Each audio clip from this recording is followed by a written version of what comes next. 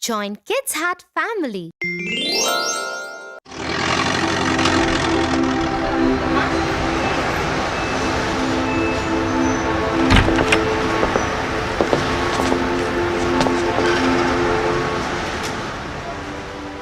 Look at that man, Tia. He looks so scary. I wouldn't want to be around him. That is not a nice thing to say, Tofu. Just because he scares you doesn't mean he's not kind and caring. Let me tell you a story of the Beauty and the Beast.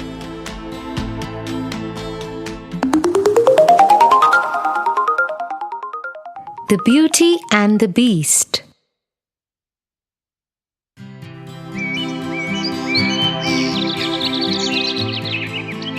Belle lived in a village with her father Maurice, who was an inventor. One morning, as she was returning from the market, a hunter named Gaston stopped her. Gaston was an arrogant young man. Everybody in the village knew he always got what he wanted.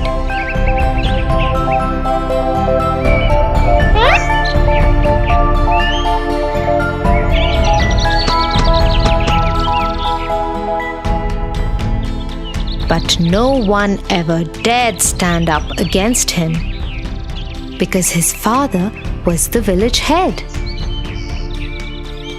The only person who paid no attention to Gaston was Belle. But Gaston was obsessed with her and wanted to marry her. Belle, let me walk you home. Oh, Gaston, no, thank you. I can go home myself. I insist. I have to talk to your father about something important too. Belle continued walking, ignoring Gaston, who started walking with her.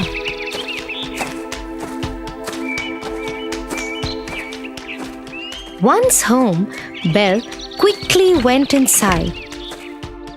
Maurice, come out. I have to talk to you. What is it? It is your lucky day. I am going to marry Belle. You have lost your mind. Go away, Gaston. Belle is never going to marry you. Just then, there was a loud explosion in Maurice's lab, and he took off towards it. Belle also ran towards her father's lab. Seeing that there was no one he could push around, Gaston left.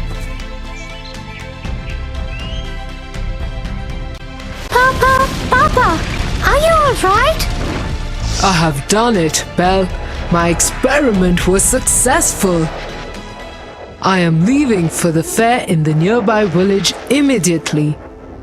You will see, my child. People are going to love this. And so Maurice leapt on his horse Philip and rode off.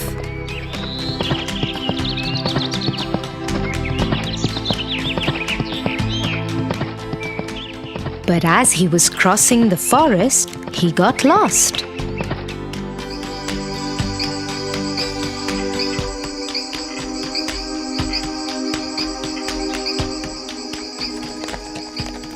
After a few hours, Philip and he landed in front of a huge, lonely castle. There was no one in sight, so Maurice tied Philip to a pole at the entrance and went inside the castle. It was pitch dark inside. A few candles were lit in the corners. Hello? Is anyone here? I am lost. Can you help me? A large shadow came across the wall. As it came into light, Morris saw that it was not a man, but a huge, angry beast with an ugly scar across his face. How dare you enter my castle? You need help? I will help you. I'm sorry. I will leave immediately. And Morris started running back the way he had come. But the beast got him and started dragging him. He took him down the staircase and locked him in the dungeon. Please, please let me go. Please let me go. You will stay here forever. This dungeon is your world now.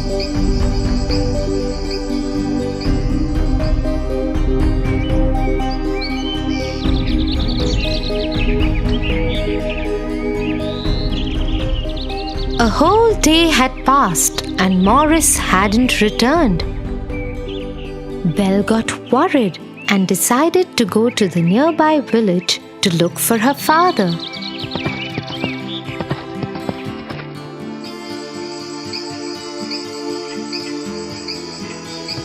But she too got lost in the forest and landed up at the same castle.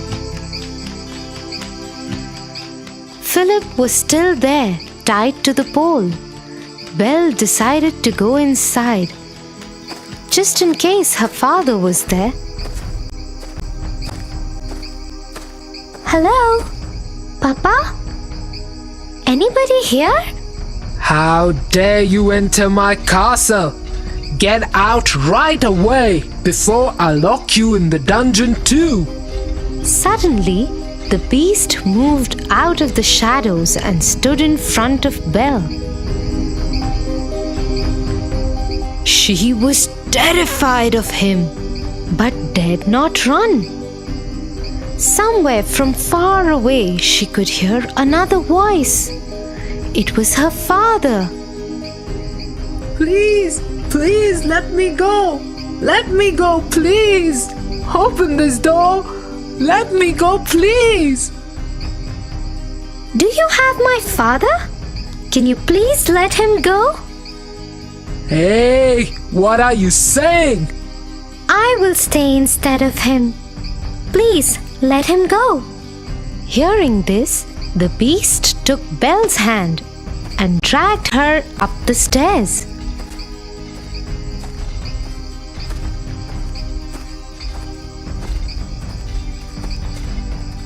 He led her into a huge room. So be it. Your father is free, and you shall be my prisoner forever. And so it was. No matter how much Morris protested, the beast threw Morris out of the castle and into the forest with Philip.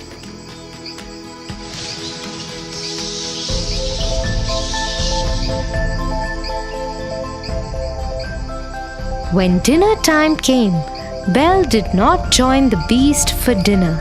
Instead, she stayed in her room crying. The beast entered her room and said, If you are going to stay in this castle, you have to follow its rules. You are expected at dinner. Don't you dare miss it next time. You are a monster. You didn't even let me see my father one last time. Go away. I hate you. Seeing Belle heartbroken, the beast felt bad. He pulled out a hand mirror from his coat and gave it to her. In the mirror, she would be able to see whomever she wanted to see at that moment. Belle looked into the mirror and saw her father finally leaving from the castle and riding into the forest. But to her horror, she saw he and Philip had suddenly been attacked by a pack of wolves. she gave out a loud cry and ran downstairs out of the castle gates and towards her father. Soon, she found herself and her father Morris surrounded by ferocious wolves. Just as the wolves were about to attack Belle, a large paw grabbed one of them by the neck and threw it away. The wolves now turned on the beast, who had decided to follow Belle and help her save her father. The beast scared them off, but not before they had bit into his arm and injured Morris too. He put Morris on Philip, who took off riding as soon as his master was secure. The beast tried to walk towards the castle, but fainted and fell.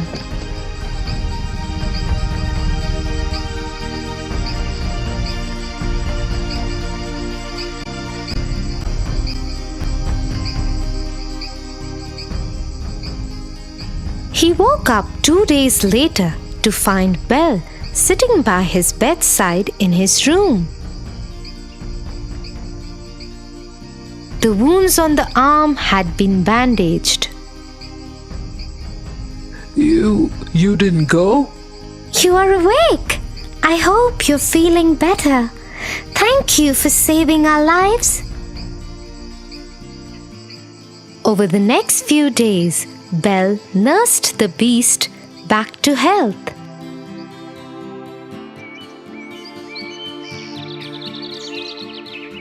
As they spent time together, Belle realized that he wasn't as mean as he appeared to be the first day they had met. In turn, the beast learned to change his ways and became gentler and kinder.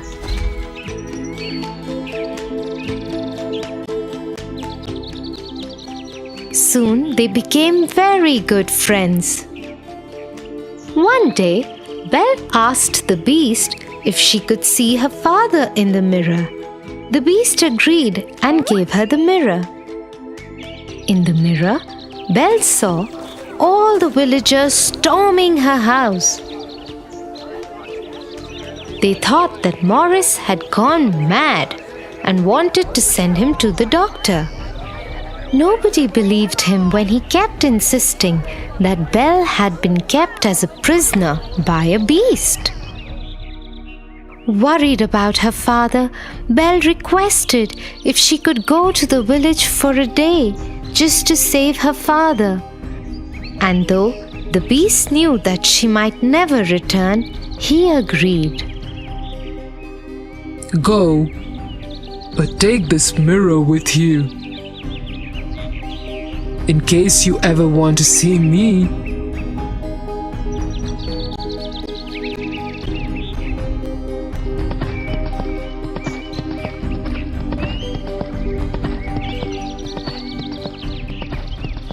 Once Belle reached her house, she stood between her father and the villagers and tried to explain the truth.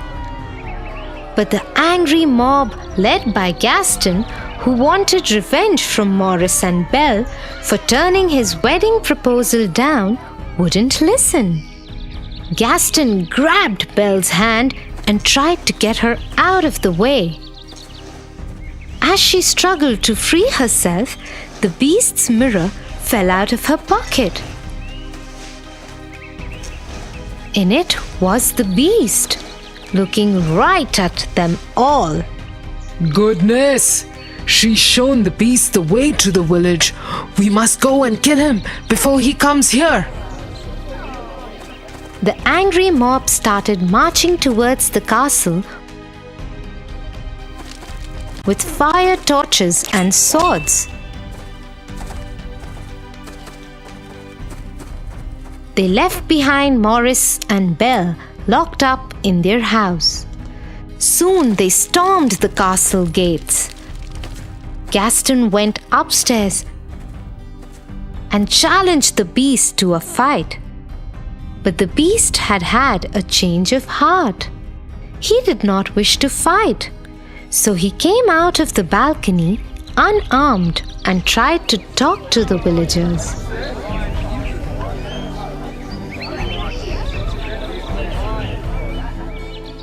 But Gaston wouldn't have it.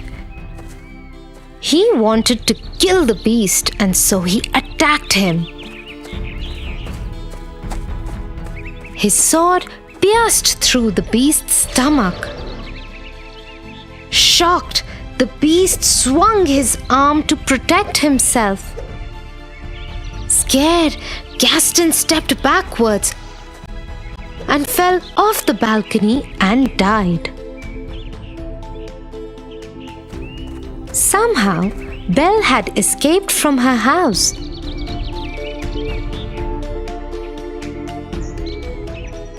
And reached the balcony just as the beast fell on the floor.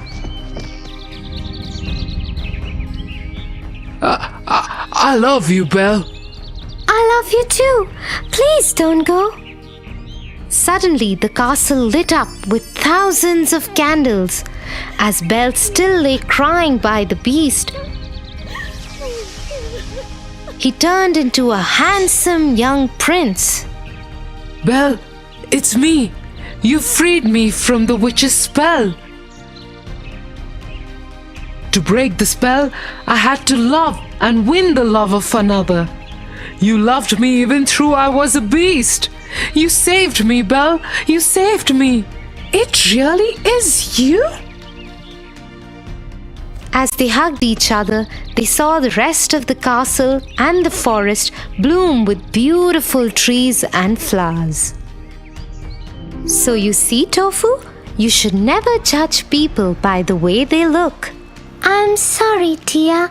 I will always remember this now.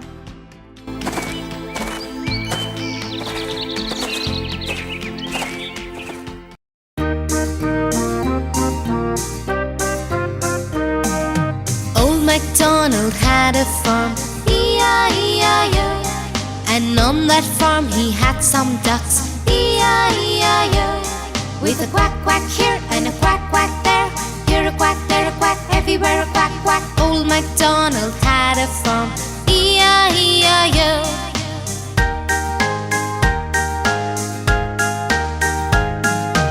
Old MacDonald had a farm, E-I-E-I-O. And on that farm he had some pigs, E-I-E-I-O. With an oink oink here and an oink oink there, here an oink, there an oink, everywhere an oink oink. Old MacDonald had a farm, E-I-E-I-O.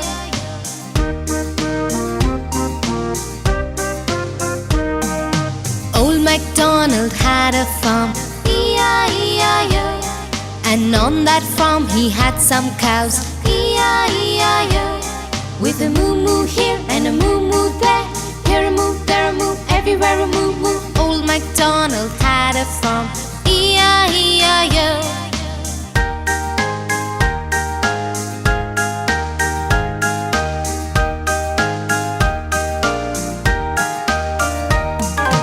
Old MacDonald had a farm, E-I-E-I-O. And on that farm he had some dogs, E-I-E-I-O. With a woof woof here and a woof woof there, here a woof, there a woof, everywhere a woof woof. Old MacDonald had a farm, E-I-E-I-O.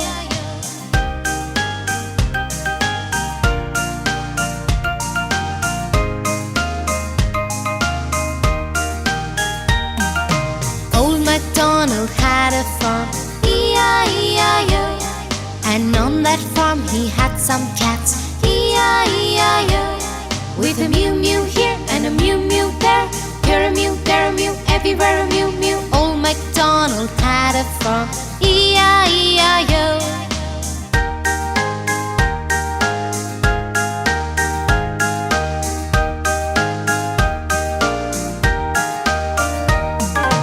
Old MacDonald had a farm, E-I-E-I-O. And on that farm he had some horses, E-I-E-I-O. With a neigh neigh here and a neigh neigh there, here a neigh, there a neigh, everywhere very neigh. Old MacDonald had a farm. E-I-E-I-O.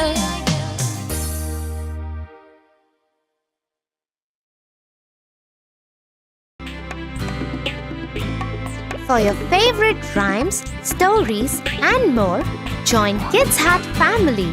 Subscribe here.